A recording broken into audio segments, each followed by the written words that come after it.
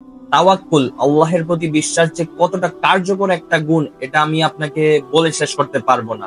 প্রত্যেকটা মুসলিমের জন্য লিটারেলি এটা একটা সুপার পাওয়ার বলতে পারেন। এবং এর প্রমাণ আমরা সূরা আল বাকারার 153 নম্বর আয়াতে দেখতে পাই যে আল্লাহ আমাদেরকে শিখিয়ে দিচ্ছেন কিভাবে আল্লাহের কাছে আমরা সাহায্য চাবো, এবং সেই পদ্ধতিটা হচ্ছে যে সবর এবং সলাতের মাধ্যমে। এবং আমরা জানি যে কোরআনের সবকিছু একদম গুরুত্বপূর্ণ।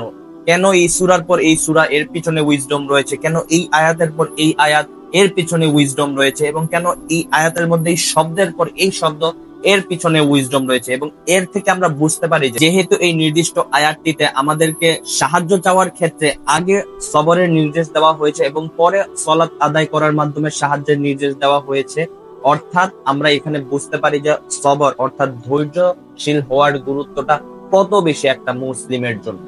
আর এই আল্লাহের প্রতি বিশ্বাস রেখে ধৈর্যশীল হওয়াটাকে আমি সুপার পাওয়ার বলেছি। এর কারণ হলো এই যে আপনি যখন আল্লাহের প্রতি বিশ্বাস রেখে কোনো কাজ শুরু করবেন এবং অথবা কোনো খারাপ সিচুয়েশনে আল্লাহের প্রতি বিশ্বাস রাখবেন, তখন ওয়াল্লাহি ইনশাআল্লাহ আপনি এমন এমন ভাবে ওই কাজে আল্লাহের সাহায্য পাবেন যে আপনি কল্পনাও করবেন না। এবং আপনার খারাপ সিচুয়েশন দূর হয়ে যাওয়া তো ছোট বিষয়, আপনার খারাপ সিচুয়েশনকে আল্লাহ আপনার কোনো ভালো সিচুয়েশনের কারণ বানিয়ে দিবে ইনশাআল্লাহ।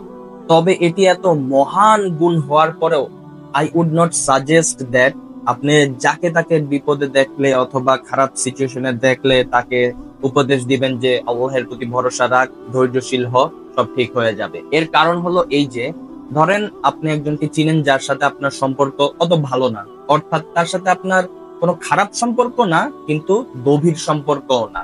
এখন আপনি কি আপনার কোনো মূল্যবান সম্পদ তার কাছে রাখবেন, অথবা আপনি কোনো বিপদ আপদে খারাপ সময়ে কি তার থেকে সাহায্য এক্সপেক্ট করবেন?